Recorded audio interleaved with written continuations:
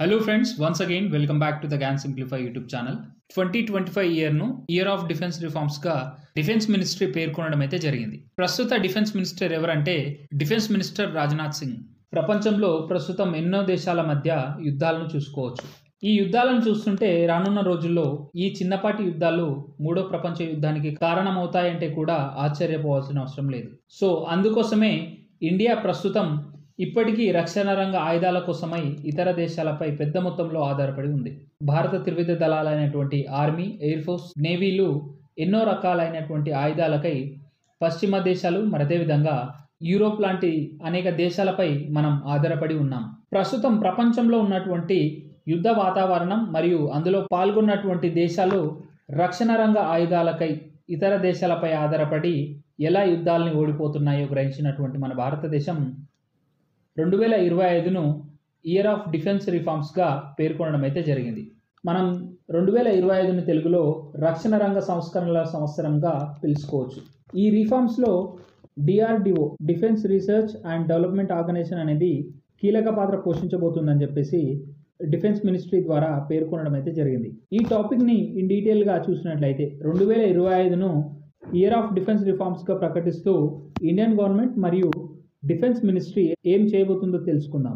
భారత త్రివిధ దళాలైనటువంటి army, air force, navy భవిష్యత్తులో రానున్నటువంటి యుద్ధ వాతావరణాన్ని దృష్టిలో పెట్టుకొని మన ఆర్మ్డ్ ఫోర్సెస్ని మోడర్నైజేషన్ చేస్తున్నటువంటి విషయం మనందరికీ తెలిసిందే. ఈ మోడర్నైజేషన్ ద్వారా జాయింట్ ఆపరేషన్లో ఆర్మీ, ఎయిర్ ఫోర్స్, నేవీల మధ్య దూరాన్ని తగ్గించి ఏ రకమైన ఆపరేషన్ అయినా సక్సెస్ఫుల్గా లాంచ్ చేసేందుకు అన్ని ప్రయత్నాలను జరుపుతున్నారు. అంతేకాక అనేక రంగాల్లో కూడా మార్పులు తీసుకొచ్చేందుకై ప్రయత్నిస్తున్నారు.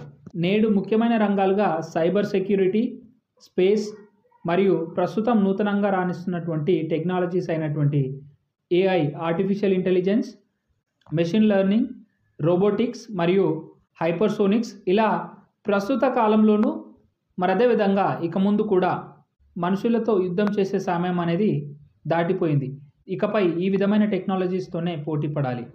సో పోటీ పడాలంటే మన దేశం దగ్గర కూడా ఈ విధమైన టెక్నాలజీస్ అనేటివి పెద్ద మొత్తంలో ఉండాలి. ఈ డిఫెన్స్ రిఫార్మ్స్ ద్వారా ఈ టెక్నాలజీస్పై పెద్ద మొత్తంలో పని చేయబోతున్నారు. ప్రస్తుత డిఫెన్స్ మినిస్టర్ అయినటువంటి రాజ్నాథ్ సింగ్ గారు ఇయర్ ఆఫ్ డిఫెన్స్ రిఫార్మ్స్ ద్వారా డిఫెన్స్ మోడర్నైజేషన్ ప్రాసెస్ అనేది మరింత వేగవంతం అవ్వబోతుందని చెప్పేసి చెప్పడం అయితే జరిగింది. ఈ డిఫెన్స్ రిఫార్మ్స్ ద్వారా రాబోయేటువంటి రిఫార్మ్స్ని మనం కొన్నింటిని ఇక్కడ చూసినట్లయితే అందులో మొట్టమొదటగా ఐటీసీ, ఇంటిగ్రేటెడ్ థియేటర్ కమాండ్. ప్రస్తుతం త్రివిధ దళాలైనటువంటి ఆర్మీ, ఎయిర్ ఫోర్స్, నేవీ ఈ మూడింటిలో ప్రాంతాల వారీగా అనేక రకాలైనటువంటి కమాండ్స్ మనం చూసుకోవచ్చు. ఇందులో ఈ మూడు త్రివిధ దళాల దగ్గర ఉన్నటువంటి కమాండ్స్ వచ్చేసి 17 కమాండ్స్ ఉన్నాయి. ఈ ఇంటిగ్రేటెడ్ థియేటర్ కమాండ్ ప్లాన్లో ఈ 17 కమాండ్లు కాస్త 4 కమాండ్లుగా చేయబోతున్నారు. ఈ 4 కమాండ్లనే ఇంటిగ్రేటెడ్ థియేటర్ కమాండ్స్గా పిలువబోతున్నాం. ఈ 4 కమాండ్స్ అనేటివి ఒకటి వెస్టర్న్ థియేటర్ కమాండ్. ఇది పాకిస్తాన్తో ఉన్నటువంటి మన సరిహద్దు సమస్యలను ఎదుర్కొనేందుకై ఈ వెస్టర్న్ థియేటర్ కమాండ్ని ఏర్పాటు చేసేందుకై ప్రయత్నిస్తున్నారు. అదేవిధంగా చైనా ద్వారా వచ్చేటువంటి సమస్యలను ఎదుర్కొనేందుకై నార్థన్ థియేటర్ కమాండ్ని ప్లాన్ చేయడం అయితే జరుగుతుంది. అదేవిధంగా మ్యారిటైమ్ థియేటర్ కమాండ్ అని చెప్పేసి భారతదేశపు దక్షిణ భాగంలోను అదేవిధంగా మన భారతదేశం సెంట్రల్లో ఒక ఎయిర్ థియేటర్ కమాండ్ అనేది తీసుకురాబోతున్నారు. రానున్న రోజుల్లో ఏ దేశంతోనైనా యుద్ధం చేయాలంటే ఈ 3 ఫోర్సెస్ ఏవైతే ఉన్నాయో వీటి కాంబినేషన్ అనేది చాలా ముఖ్యం. అందుకోసమే ఈ ఐటీసీ, ఇంటిగ్రేటెడ్ థియేటర్ కమాండ్ అనే ప్లాన్ అయితే తీసుకురావడం అయితే జరిగింది. ఈ ఐటీసీ, ఇంటిగ్రేటెడ్ థియేటర్ కమాండ్ అనే ప్లాన్ను మొట్టమొదటి భారతదేశపు సిడిఎస్ అయినటువంటి బిపిన్ రావత్ గారు దీనిని ఇంట్రడ్యూస్ చేయడం అయితే జరిగింది. అదేవిధంగా ఈ ఇంటిగ్రేటెడ్ థియేటర్ కమాండ్ ప్లాన్ అనేది ఈ 2025లో పూర్తవ్వబోతుంది. అదేవిధంగా ఎమర్జింగ్ టెక్నాలజీస్ అయినటువంటి artificial intelligence, machine learning, hypersonic, robotics అంటూ నేటి యుద్ధ వాతావరణంలో వీటన్నిటిని మనం చూసుకోవచ్చు. వీటి డెవలప్మెంట్ అనేది మన భారతదేశంలో స్వదేశీయంగా అదేవిధంగా త్వరగా చేయాలంటూ ఈ డిఫెన్స్ రిఫార్మ్స్ని అయితే తీసుకురావడం జరిగింది. అదేవిధంగా ఇంటర్ సర్వీస్ కోఆపరేషన్. ప్రస్తుతం ఉన్నటువంటి ఆర్మీ, నేవీ, ఎయిర్ ఫోర్స్ ఈ 3 ఫోర్సెస్ల మధ్య ఆపరేషన్స్ ద్వారా మరియు ఎక్సర్సైజెస్ ద్వారా వీటి మధ్య జాయింట్నెస్ను పెంచుతూ రానున్న రోజుల్లో ఏ విధమైన యుద్ధ వాతావరణం ఏర్పడినా వాటిని ఎదుర్కొనే విధంగా ఈ ఇంటర్ సర్వీస్ కోఆపరేషన్ అనేది ఉపయోగపడుతుందని చెప్పేసి, దీన్ని పెద్ద మొత్తంలో అభివృద్ధి చేయాలని చెప్పేసి, దీనిపై కూడా ఈ 2025లో పెద్ద మొత్తంలో అభివృద్ధి చేయనున్నారు. మరి ఇదే కాకుండా సింప్లిఫైయింగ్ అక్విజిషన్ ప్రొసీజర్, అంటే రక్షణ రంగానికి సంబంధించినటువంటి రక్షణ ఆయుధాలను కొనేటువంటి ప్రక్రియను ఈ డిఫెన్స్ రిఫార్మ్స్లో సులభతరం చేయబోతున్నారు. ఫర్ ఎగ్జాంపుల్, ఇంతకుముందు ఈ విధమైన డిఫెన్స్ అక్విజిషన్ అనేది అనేక సమస్యలను ఎదుర్కొనేది. ఫర్ ఎగ్జాంపుల్, రఫేల్ ఫైటర్ జెట్ని కొనడానికి ఎంతో సమయం పట్టింది. అటల్ బిహారీ వాజ్పేయి టైంలో తీసుకున్నటువంటి డెసిషన్స్ని అమలు చేయడం అనేది మోడీ గారి ప్రభుత్వ కాలంలో జరిగింది. అంటే 10 to 15 years గ్యాప్ అనేది ఇక్కడ మనం చూసుకోవచ్చు. ఈ విధంగా టైం ఫ్రేమ్లోనే అనుకున్న ఆయుధాలను కొనేందుకై ఈ అక్విజిషన్ ప్రొసీజర్ అనేది సులభతరం చేసేందుకై ఈ డిఫెన్స్ రిఫార్మ్స్ అనేది చూడబోతుంది.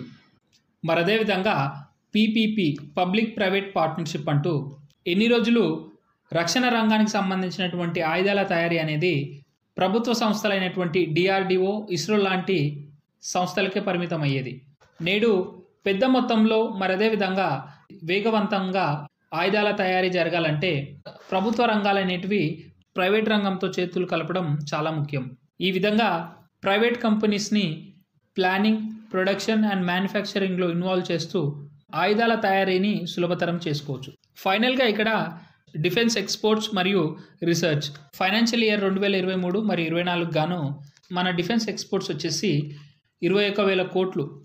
గత 10 ఏళ్ల కాలంతో పోల్చినట్లయితే ఈ డిఫెన్స్ ఎక్స్పోర్ట్స్ అనేటివి పెద్ద మొత్తంలో మనం చేంజెస్ చూడొచ్చు.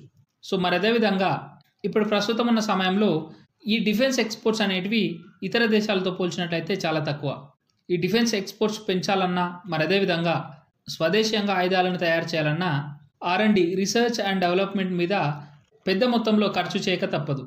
సో R&D, రీసెర్చ్ అండ్ డెవలప్మెంట్తో పాటు ఇతర దేశాలతో ఈ రక్షణ రంగానికి సంబంధించినటువంటి ఆయుధాల తయారీకై పార్ట్నర్షిప్ ద్వారా రక్షణ రంగ ఆయుధాలను తయారు చేసేందుకై నిర్ణయాలను తీసుకుంటామని చెప్పేసి ఈ డిఫెన్స్ మినిస్ట్రీ ద్వారా చెప్పడం అయితే జరిగింది. సో ఈ విధంగా రానున్న రోజుల్లో పెద్ద మొత్తంలో స్వదేశీయంగా మన రక్షణ రంగ ఆయుధాలు అనేటివి మన భారతదేశంలో తయారు చేసుకునేంత సమర్థవంతంగా మన భారతదేశాన్ని తయారు చేసేందుకై ఈ ఇయర్ 2025 మారనుంది. సో ఫ్రెండ్స్, ఈ ఇష్యూకి సంబంధించి మీ ఒపీనియన్ కింద కామెంట్ బాక్స్లో తెలియజేయండి. మరి అదేవిధంగా వీడియో ఇన్ఫర్మేటివ్గా అనిపిస్తే మీ ఫ్రెండ్స్తో షేర్ చేయండి. మీలో మన ఛానల్ని ఫస్ట్ టైం విజిట్ చేసినట్లయితే ఛానల్ని సబ్స్క్రైబ్ చేసుకోండి. మరి అదేవిధంగా నేను పెట్టే ప్రతి ఒక్క వీడియో మిమ్మల్ని చేరేందుకై బెల్ ఐకాన్ బటన్ని ఆన్లో పెట్టుకోండి. Thank you.